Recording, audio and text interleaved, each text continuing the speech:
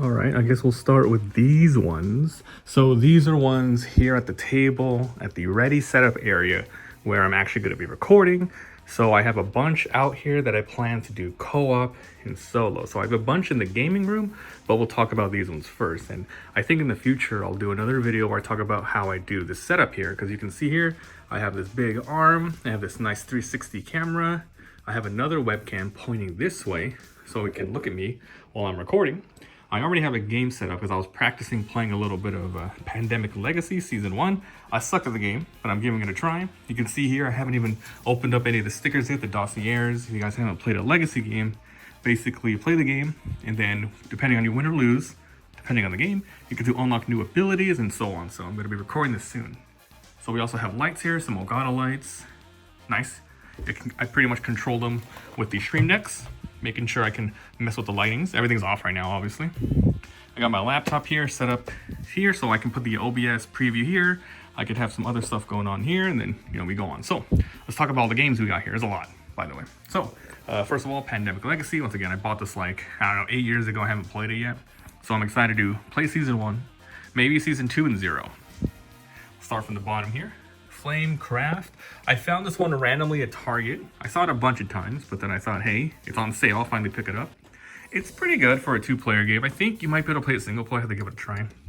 Now, Quacks, that's another game I got from Target. Really, really high quality dice building. Oh, sorry, it's a bag building game. I really recommend it. It's good. Wandering Towers. We tried it 2 players. It's fun. It's like a dexterity, not dexterity game, but really high tactical towers. It's pretty good. These ones right here, Harry Potter Hogwarts Battle. So this is the base game. These 2 are the expansions. This is a co-op deck building game, which we went through the whole campaign and beat it, but we haven't gone through these 2 yet, which we will soon. Then we have Codenames Harry Potter. Once again, it's another Harry Potter product. It's out here onto the recording station because this is actually a co-op game. You have to go through a couple of scenarios and sort of play with the other player to sort of say, hey, these are the code names I'm thinking of. So instead of a competing thing, it's 1-1 co-op. Now, one of the newest things I got here is the Invincible card game. And if you've been watching on the channel, you already know I already have a couple of videos of me posting these up, the unboxing and the playthrough of it. These are really fun and tough. I'm going to be trying it again. But also, there is a Kickstarter for Season 2, which is going to come later this year. Now here I have a bunch of random holders. These are for putting like, extra dice on or little token trinkets. There's a million of them here. And no, I didn't 3D print them. I don't have a 3D printer. I kind of just purchased it on Etsy. We have a ton of dice, different ones, number ones, nothing with pips on it, etc. These are all here just if I need any extra things for board games. Here is my dice tray I use. You can just roll dice in here. And if you've noticed, I have a mat here. This is from Grip Mats. It's pretty good. I have 2 of them. The one right here is a slip version. And then I purchased another one here, which I'm not going to pull all the way out, but this is a non-slip grain version, which kind of looks worse on camera, especially when this thing is pointing straight down. You can see how it kind of looks. The black looks a lot better. Okay, let's go from the bottom again. So, Massive Darkness Hellscape. I bought this one because I saw a video on the Dice Tower, Tom Vassell. He recommended it a lot, so I gave it a go. It's really good. Damn, it's really good, but it's finicky as all hell. But I think it's worth at least doing some videos on. Remember, everything here on the table, it's going to be videos sooner or later. Then we have Bloodborne, the card game, which we have, sorry, the board game, which we have the base box here, the Chalice Dungeon expansion. This one here is another expansion I totally forget. Marigold's Lift. There's a lot to go on here. We've tried playing it once. Didn't go well because we played with people who didn't play that much board games. So I'm going to go ahead and just play it on my own. Because I think it says, let's see, 1 to 4 players. So I'm going to do a playthrough of this on my own again.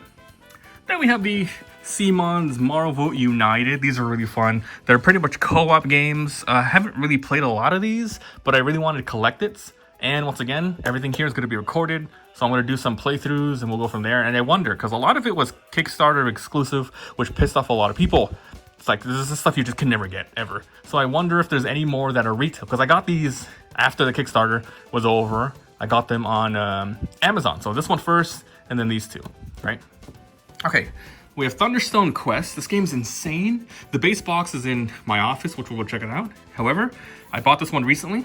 This is the Barricades mode, which actually adds 1 to 6 players co-op mode. So if you guys play Thunder Quest, it's a deck building. It's a deck building game where you play against other players to see who gets the most points. But in this version, it's how can you protect the town. So we're gonna try that out. We have Villainous here. Now I bought these a long time ago. This is the Marvel version, and this is the Disney version. And with this game, you pretty much get to choose a villain like Ursula or Thanos or whatever, and you try to complete your goal faster than the opponent. Now it's pretty much solely a versus game. However, there's been a lot of variations for one versus an automaton or one player rules, just to see how fast you can beat it or beat it before a certain time runs out. So that's what I'm going to try to do, play with those single player versions and record them here for you guys. Okay, next off we have Endies, Devastation of Endies. Now this is a really pretty game. This is like a fighting game, a sort of 2D. It's a board game fighting game. So you fight with characters, and they all have lots and lots of crazy different abilities. I bought this over 10 years ago. I maybe played it once, but I realized because you have to have another player to play with you, and don't really have that many people who would play this one, but we actually have, where the hell is this camera? But basically, there is a single player mode that kind of acts like as a beat 'em up. For example, Double Dragon or Turtles in Time. So I'm gonna learn how to play this in videos again. Mistborn, I don't know anything about this game. I just know that I bought it on Amazon a while ago, maybe less than a year ago, and I just never got it to the table. But it's also a one player as well, so I can try to play this as a deck building game. Don't know much about it at all. This game here, oh god, I have to move some stuff. Hold on. Because I don't know the name of that game. Oosh. Okay, so this game, one second. Yeah, okay. So this is Call to Adventure, Epic Origins. This one was, I guess I would say a gift. But basically, this is another game where it's supposed to be like, I believe, a versus game as well, but there is a single player game. So we're gonna check it out in there. Then, one of the big daddies of board games. This is the Jaws of the Lion Gloomhaven. I don't have the original Gloomhaven, nor do I have Frosthaven, because I got Jaws of the Lion because I didn't know if I wanted to get into this. I played a little bit of the Steam PC version. It was whatever. But the tactile version, IRL, it might be fun. So, once again, fully cooperative fantasy adventure. If I play this, it's going to be on my own, because there's a million scenarios, and I will try to record it as well. Next is Slay the Spire. This game is so freaking good. Probably one of my favorite board games right now. They just adapted the video game to board game really well. And of course, I'll show you some footage of me playing it. The plan is to beat all the Ascensions with all the characters with this game. All right, now Century Golem Edition. This one, not really gonna record it. It's out here because I like to play this with my wife.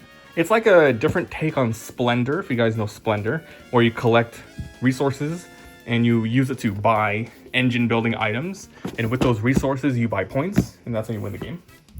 Another one I'm not going to record, but it's out here because we played this. This is Islebound, the Emerald Edition. I have the original Islebound, but this one is the Emerald Edition, which came out maybe like 1 to 3 years ago. This one adds a couple more different rules, as well as emeralds, which really change up the game. And those are all the board games I have out here. We're gonna go in the room in a second, but let me show you the TCG corner. So this is where we have like all the mats and stuff. Basically more of these holders, lots of dice trays, extra Dawn cards for one piece TCG, more mats, card holders, etc. So this is where we do a lot of the setting up whenever anyone comes over for TCGs. We play it right here, and then there we go. I'll even show you some footage of some of the TCGs. And if you're interested, we are recording all of it and uploading it to MabiVsGames, the YouTube channel, where we post all the time for One Piece. And down here is the basic stuff, like, it's like the, the party games that you would see in family houses. Mancala, chess, Hook, What's Yours Like, Munchkin. You have like the Minion over there, Clue. It's just stuff like put in the corner. Okay, here we are to the video game and other board game section. In a future video, I definitely want to talk about all the shelves and all the video games and just talk about things, because like there's one dedicated to like DS, Dreamcast, PlayStation, Xbox, GameCube, N64. We'll talk about all that stuff later. We're here to talk about the board games today. So, besides the one I have out in the other area for recording, these are the backups where I might record them, who knows. So I have this shelf here, I have these ones up here, and these ones in here, which I'll probably never, like, these ones are super crazy, I'll probably never play. So we'll talk about the ones on the shelf first. Alright, so we'll start from the bottom. Treasure Hunter. I highly recommend this game for people who like, it's kind of a gateway game as well, in the span of Splendor, Catan, and all that stuff. It's a really fun game. I highly recommend it for families who are getting into games, but they want a little bit more complexity. Not that much, but still fun.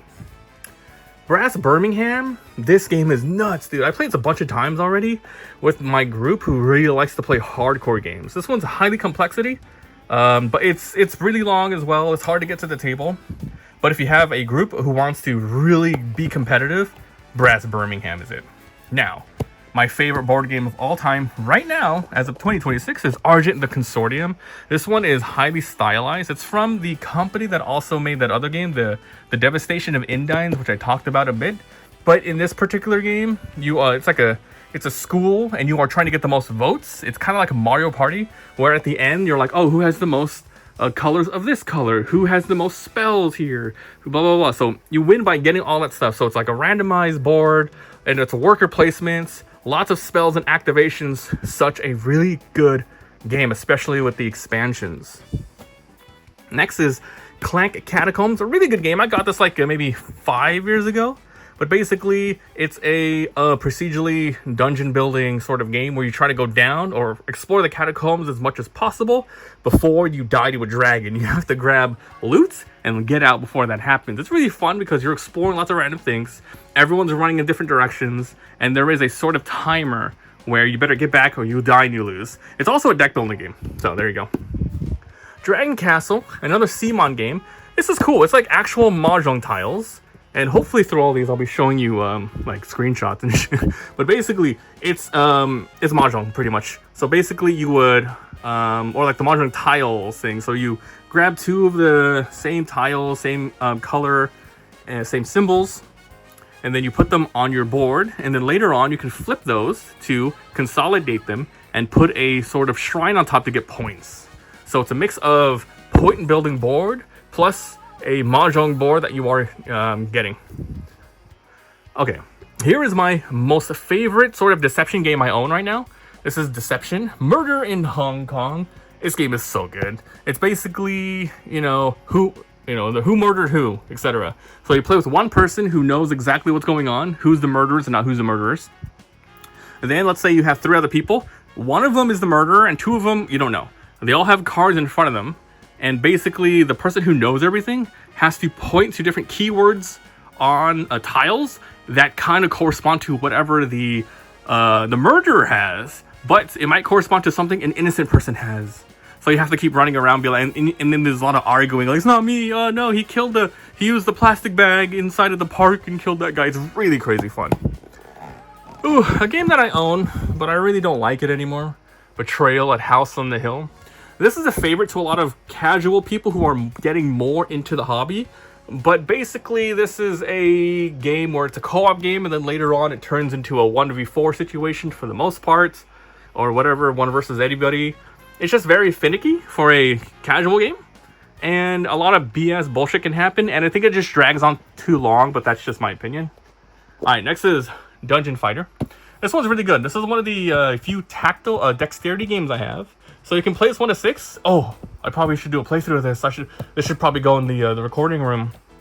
But basically, dexterity game. You're gonna be throwing dice on a mat, and depending on where it lands, you're gonna do damage to the enemy, and you have to get through and do some stuff. So there's really funny cards in here that make it so you have to throw it like this. You have to throw it like that. So you have to do it from behind your back. That sort of thing. So that's a really fun party game as well.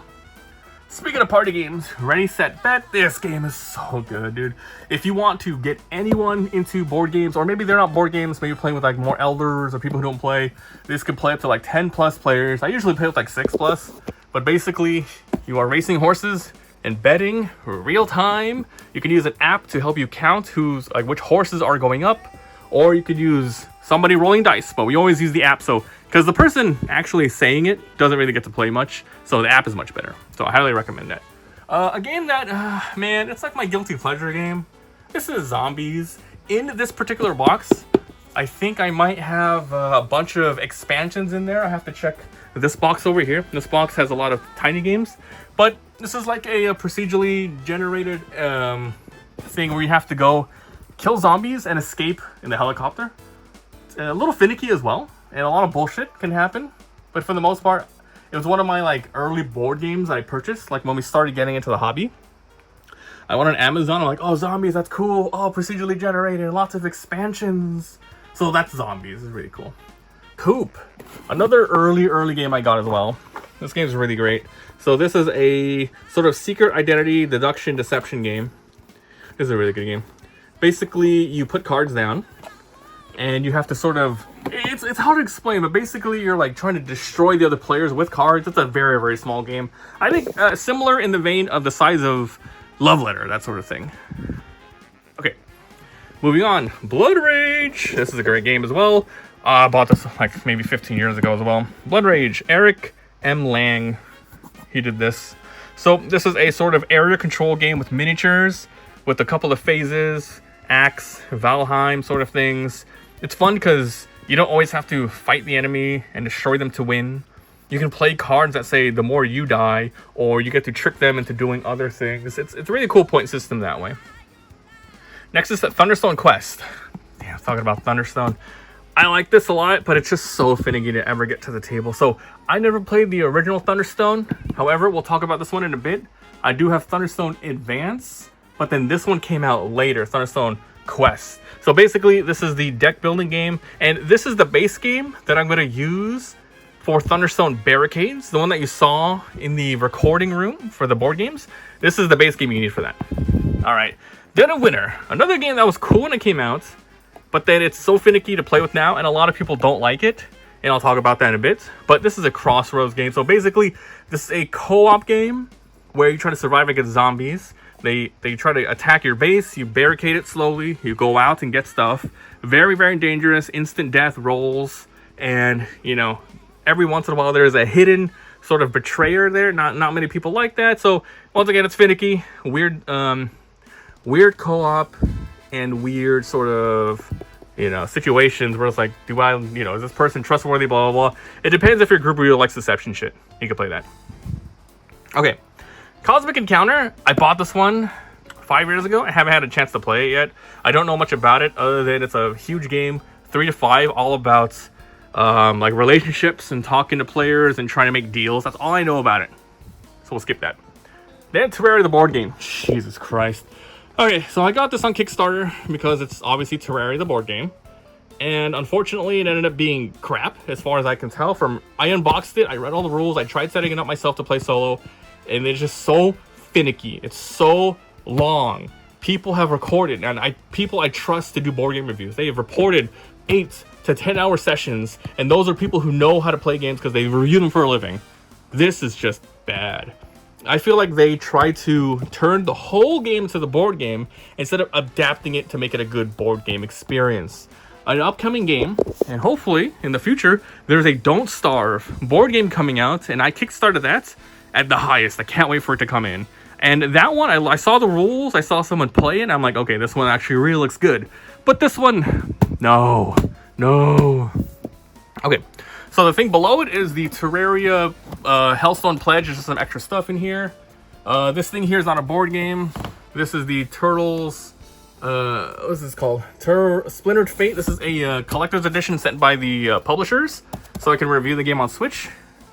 This is the MTG Avatar Beginner Box. This is the One Piece Lured Together set. Haven't opened these.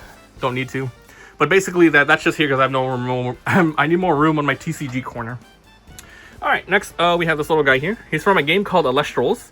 For the Mabi TCG channel, there was Alestrals, the trading card game. They sent over a huge sort of booster box for me to check out, and this guy came in it, so that was pretty cool. Next we have Brew. This game's okay. So Brew is a 2 to 4 player game, and I don't remember if it's a full deck builder sort of thing, But basically, you're collecting little creatures, getting resources, and just trying to get points. It's really hard to say, but I do like it. It's one of those games that I found on my own, and I'm like, I like it enough. Next is Avalon. This is probably one of the very first, besides like Ultimate Werewolf, Avalon, where I pretty much own it and played it so much with my friends. This is another deception game. So it's one of those ones where you start the game, oh, you're Merlin, you're a regular guy, you're the evil person, and you go on quest. And if an evil person is on the quest, you have a chance to fail it. And then everyone has to discuss, why did it fail? Who is the one who failed it? Blah, blah, blah. And if you win enough or fail enough, the good guys or the bad guys win. It's a really crazy fun game. Awesomely good to play with people who are not too into board games because it's just a deception game. All right, my favorite trick-taking game, Cat in the Box.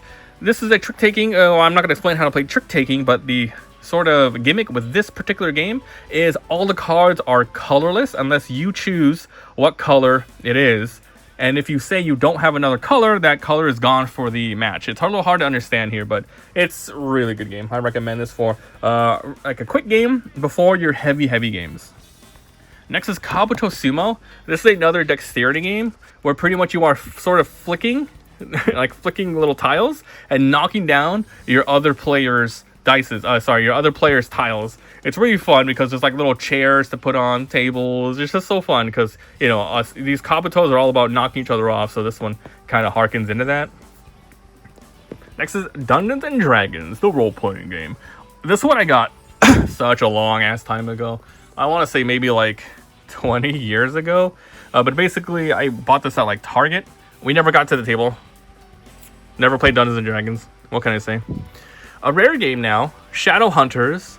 This is another deception sort of game where you have to find out who is the hidden players, who is the neutrals, who's the hidden good guys, and you don't know who's on your team until later. It's all about going to different areas, collecting equipments, and then destroying and fighting other people. It's a cool game. There's a chopper thing I got from Target. Live action. Okay. Then we have Isaac, The Binding of Isaac 4 Souls. This is like I recommend this one as well. If you like games like Munchkin, get The Binding of Isaac. It is much more, I guess, fairer than Munchkin. It is a take-that game that's all about you defeating bosses, but you can also mess up the other players. But it's like an engine building, deck building game where you can completely screw up over people. Okay, almost done, guys. Next up, I'm not gonna go up there and grab them, but here we have Carcassonne the Big Box. This one came out like I think early, like mid 2000s, and basically Carcassonne, it's the regular Carcassonne where it's a worker placement game. You put down these meeples on different tiles to get different scenarios and scores. I bought this at a flea market, at a board game flea market, and I played it a couple times. It's fine. Next is Risk the Walking Dead. I generally don't like Risk. However, Risk the Walking Dead just worked for me, but I haven't played it in over a decade, but I remember really liking it. Here's Thunderstone Advance and Thunderstone Advance. One of them is the expansion. I had more Thunderstone Advance expansions, however, I had to get rid of the boxes, taking up too much space. So I ended up putting a lot of the cards simply in the boxes if it fits. But basically, it's this game, but the older version up there. I remember this is the second iteration. There's regular Thunderstone, Thunderstone Advance, and then Thunderstone Quest. Next, on the top is Dominion. Once we started getting into board games heavily, maybe around 2010-ish, besides Catan, Splendor, Dominion was the one that everyone got into. This is a sort of a tableau deck building game, all about getting points. That's pretty much it. Then we have Bloodborne, the card game. I only played this once, and you can't really see it, but like when I brought it to my friend's house and we played it, it was whatever. It's like a co-op game that you try to survive. You can play with friends, but my friend's dog actually bit the corner of it, and he's like, "Oh my god, I'm so sorry." It's like a big dog, and it destroyed the box. But I'm like, "No, that's whatever. It's just cardboard." Then we have Smash Up here. This is another one of those early games as well, maybe a couple years after Dominion. But basically, this one is a completely over-the-top like Smash Up, where you put together different genres. For example, ninjas and zombies, science fiction people and FBI, and you mix two decks up, and then you try to win different territories by putting them on there, and they have different abilities. So it's like a TCG, you know, pretty cool. All right, let's look at these games up here. So we're probably not gonna talk about these too quick. So this one is Seven Wonders. I'm just gonna talk about them really quick. Seven Wonders, meh. This is death, taxes. So, yeah, it's called the Spirit of Life. I tried to look at where it is. It's super crazy. Like, it's insane. If you look this up, Spirit of Life, I don't even remember how I got this. But if you look it up, people are saying like it's a cursed game. Who the hell has it? I never even opened it. It's still in the shrink wrap. It's like a freaking Dybbuk box. I don't want to open this thing. So yeah, I would highly recommend you look up the history of Spirit of Life just to see where it came from. Because there's no symbols on it. There's no publishers. There's no developer. It's just, I don't want to open it. We have Sushi Go from the Sushi Go franchise. But this one is Spin Some Dim Sum. And then up here we have Quiet Librarians. It's a party game. Over here we have Islebound. This is here because I have the Islebound Emerald Edition now. I don't know what I'm going to do with this one. This one here is from the same makers as Devastation of Indines. And also the Argent game I have here, which was one of my favorite board games. I got this because I trust the developers, but it's not really a fun, like it's not really a crazy good game. It's called a 7-card brawl or something like that. It's just heck, they can put a lot of shit down. And this game right here I got from another board game flea market. I kind of regret getting it. I kind of picked it up because it was cheap. Gear World. I looked up reviews and it was crap. This one as well, also got it from the same flea market thing. I don't even remember the name of this one. There you go, that's the name. It's really hard to read. Also kind of crap. Then we have Throw Burrito. Yeah, okay. Okay, the final thing I want to show you guys. Well, okay, here's more. Yeah, I have a lot of board games. Okay, we'll start from the bottom. Okay, Wingspan. It's a really good casual game for, well, once again, step up of casual. Then we have Dixit. That's a really good game. It's all about, can you guys hear my fan, by the way? What's like going on? But yeah, Dixit. It's a game that you don't need to know English, which is really cool. You can play because all the components, they're just pictures, and pretty much you have to explain some things, throw it out, and then people guess. That sort of thing. It's almost like a Jackbox sort of game. Tokaido, great game as well. It's all about having the best journey across Japan. So you want to get the most panoramas, you want to get the most money, you want to eat the best food. It's a really nice, fun, and a good game. Wavelength. It's a pretty good party game. It has a gigantic wheel where you pretty much spin it. There's a question that says, oh, how hot is this person? And then you and one other person, it's like a 2-on-2 game. You can do more, but basically, how hot is this person? One person spins the wheel and then randomly puts it, and then the other person goes, I think you put it towards this area or that area, and then you reveal it, and then everyone laughs. It's like, you thought this person was hot? You know, that sort of thing. Funny. Azul. Just a solid board game. Pretty much very adjacent to Splendor in terms of complexity and replayability. Sheriff of Nottingham. This one really depends on your group. Because this game's all about, it's just bullshitting, having fun. Where basically you have to try to get cards that are either good food or contraband. And you have to sneak it through the sheriff. And if the sheriff opens it up, which is what any one of the players, they open it up and they go, I think you're hiding contraband. They open it up and it's like red stuff. You lose points, and you know. But if you are able to bring in the good stuff only, and there's different patterns or whatever, then it goes through, the sheriff loses points and also loses IRL trust. So it's one of those games, man. Splendor, it's just a solid engine building game. What can I say? Stranger Things. This is the D&D version. I bought it because I saw it at Target. Haven't played it yet, but I did look at how to play it. I actually looked at all the components. It looks cool, but one day I'll play it. One day. This one here, oh, my wife got it. This is called Collide. So this one actually is pretty funny. It's like a game where it's you have different tiles here, and they're magnetic, right? So you're supposed to put them on top of, like, in the middle of a string that you get in this game. Then you have to sort of place tiles like this. You have to place tiles around like that, and you put them like this. Oh, and if it connects, you actually lose, and you have to pick them up. The whole goal is to lose all your points, but you know, hopefully I'll be showing you some gameplay of it over there. Next is Codename Marbles. You guys don't know Codenames, pretty good party game. Next is this is, oh god, I forgot this one. It's another party game. I think it's the one where you write things down. Oh god, I don't want to freaking knock everything down. What does that say? Oh, Loaded Questions. So it's like a Jackbox party game. Mind the Gap, party trivia game. You can only play a couple times because you're gonna know all the questions. Codename Pictures and Codenames Regular. I personally love Codename Pictures, and I like the ones that actually combine both, which is really cool. Next is another trick-taking game. This one's called Custom Heroes. This one's really cool. So basic trick-taking, however, over the course of the game, you're able to actually customize your cards so they're stronger, they have different suits, maybe they go above 12 points, that sort of thing. Werewords, I highly recommend this one as well if you want a more lighter deception game. It's adjacent of Ultimate Werewolf, but instead you're trying to figure out a word, but it's basically the same stuff. And right above it is the One Night Ultimate Werewolf, where, you know, one's the werewolf, you know, who's the villager, who's the seer, that sort of thing. Doomlings, it's a fun game to play with kids.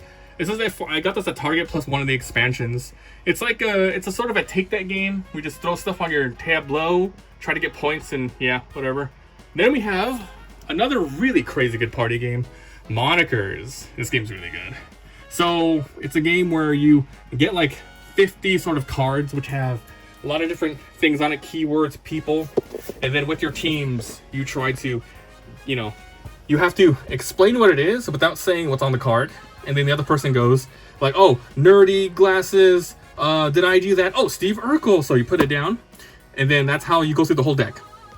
And then the next round, you have to do it by saying one word, like, oh, nerdy, oh, Steve Urkel. And then the next one, you have to do charades. So you like hike your pants up, you know, you know, without any words. Steve Urkel. So you against another team. Okay, I'm not gonna go through this. Just on what's top. I'm not gonna go through it. But these are all the smaller games in here. Some are good, some are whatever. So we have the Settles Catan 5 to 6 player expansion, exactly what it sounds. Usually it's 4 players, but you can increase it. Farkle, garbage ass game. Don't even think about it. Love Letter is really good. I have the Adventure Time version and I have the Batman version. They play the same, they're exact same games, just different skins. I recommend the Batman one. It's pretty cool. Next here is The Crew on top. This is a highly rated co-op game. I haven't had the chance to play it much yet. We have Hitster, which is another party game. Haven't played it yet. Munchkin, hate Munchkin. Got it like, I don't know, this is like 20 years ago. This is another zombies expansion for the zombies thing. Pocket Odyssey, which is like a sort of D&D sort of quick game. Sushi Go, the original. We have Citadels, which I don't remember much about. And yeah, there's just a bunch of other tiny stuff in here. But basically, I have, at the recording of this video, I have maybe around 150-ish games that I've collected over the years. And I don't really get rid of much. But this is just what I've been having and playing. And that's why on this channel, if you're new, or if you've been following for a while, I'm actually starting to put a lot more board games on the channel. I want to review them, I want to play them, I want to talk about them, because I have a passion for them just like these video games. So in the future, I'm going to go over the video games and I'm going to do more board game playthroughs. So that's it. Thanks for watching. I'll see you guys next time.